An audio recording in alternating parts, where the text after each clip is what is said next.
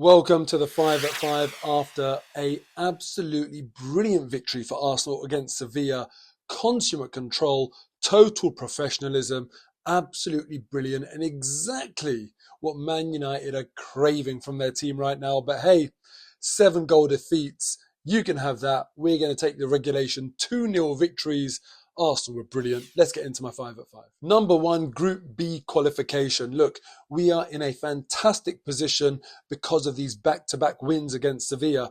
But next up, November 29th against Lens at home. If we win, we go through top in our group. That's the objective. That's what we need to do. But we're in such a good position that actually, even if we avoid defeat, we still definitely go through and we still can finish top. It just won't be absolutely cast iron guaranteed on that day on November 29th.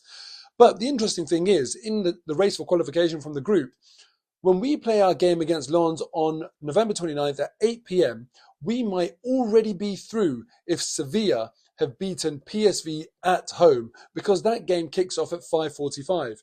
If that happens and Arsenal lose, we could still end up going through as winners of the group, even if we lose both games, depending on other results. Ultimately, we're in a fantastic position, and that's off the back of the 2 brilliant victories against Sevilla. So keep an eye out November 29th for that Sevilla PSV game. We will already qualify if Sevilla win, but ultimately Lens at home, that's a revenge mission. And it's a real shame we didn't win that game or even draw it, because it would have been great to have been qualified with 2 games to spare. But hey, I can't really complain. It could be worse. We could be Man United. That piece of skill from Gabriel Martinelli. You know exactly the one that I'm talking about. He goes to the goal line, faces almost the wrong way, and in one swift motion, spins, flicks it over Juanlu's outstretched leg. And he'd been giving Juanlu a roasting all game. This was just the icing on the cake. Chef's kiss for that piece of skill. Look, I mean, you got to feel for Juanlu, but ultimately, Gabriel Martinelli on his day is very, very difficult to play against. And that's why no defender in the last 8 seasons of the Premier League has been dribbled past more in a single Champions League game than Juanlu yesterday against Arsenal. 8 times he was got the better of. Now, next up is Burnley. Vitinho won't be sleeping very well before Saturday, knowing that he's the right back that's going to come up against an informed Gabriel Martinelli. Hopefully, Martinelli can go and put in another brilliant performance so he can start backing up these performances at this level, because the way he played against Sevilla was absolutely sensational. Number 3, consummate control. Look, I spoke about this in my match review, just how good the system, the setup was that enabled Arsenal to have such an easy day against a very high caliber team. Europa League champions right now, and the toughest test in our group, but we made them look absolutely just a walk in the park. How did we do it? Well, Mikel Arteta's system clearly, and the instructions that the players followed and the discipline with which they followed them was absolutely key. But if you really want to understand just how controlled we were in that game, look no further than the XG.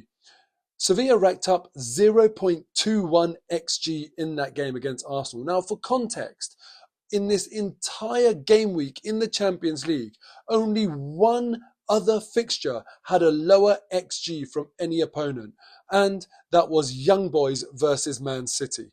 Now, Man City are just absolutely brilliant, and it's not a surprise that that's where Arteta learned his trade, because as a disciple of Pep Guardiola, he's doing a very, very good job of establishing unbelievable levels of control within a game. To put it into perspective just how controlled we were, that XG that Sevilla managed, 0.21, was even lower than what Celtic managed away at Atletico Madrid in a 6-0 battering, and that was with 10 men for the best part of 70 minutes.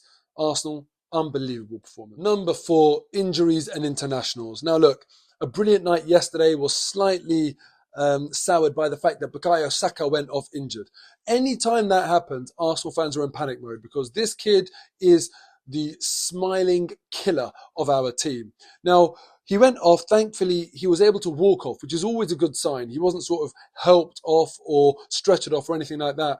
But from what Mikel Arteta has said after the game, it seems like it's not sort of a muscular injury or anything like that. He did get kicked and it is a bit of bruising, but apparently Bukayo Saka said himself that he doesn't want to continue.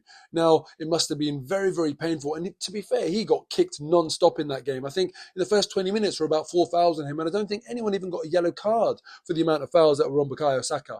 But thankfully, it was just bruising, and hopefully also, if he doesn't play against Burnley, and Arsenal should have enough at home versus Burnley, who are in the relegation zone, to still get the 3 points, hopefully that gives a reason for him to miss the international break. Look, Bukayo Saka might not want to miss it, but for me as an Arsenal fan, the thought of Bukayo Saka having a 16-day break at this sort of quarter point of the season, I think will help Arsenal massively. Also, Martin Ødegaard, rumour has it he might be ready to come back, but again, I'd prefer him to miss Burnley as well, and hopefully get a long old break as well to make sure that he's raring to go when we return from the international break. Tomiyasu, on the other hand, he should be fit from what I hear, but if Arsenal try these sort of injury with internationals coming up and taking players out of the team, so these tactical injuries, let me call it, I wonder if it'll work, because it seems like Brazil have had a bit of a change of heart. Last time it seems they took Arsenal's word for it with Martinelli, but when Martinelli returned to action sooner than Brazil were expecting, it seems to have left a bad taste in their mouth, because now with Jesus not currently playing for Arsenal, apparently Brazil want to assess him themselves instead of just taking Arsenal's word for it. Look, let's see what happens, but from a selfish Arsenal fan point of view, I don't want these players going and playing international games and potentially getting injured. Hopefully they have a nice long break and come back and hit the ground running for Arsenal in the Premier League after the international break. Let me know your thoughts in the comments below. Would you rather see your Arsenal players playing in the international so you can see how they get on, and obviously it's an honour to represent your country, or are you like me where you don't care about their countries, you just care about the Arsenal? Number 5, and this is Arsenal versus PGMOL.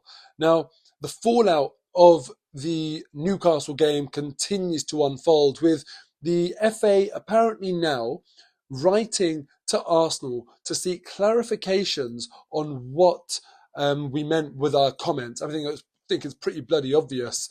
There's not really much clarifications. Arsenal think that the officiating has been absolutely awful. And whilst I actually thought that the statement was a bit over the top coming out of the Newcastle game, I, like any other Arsenal fan, knows that over the course of the last few seasons, the decisions against us at times have been absolutely laughable.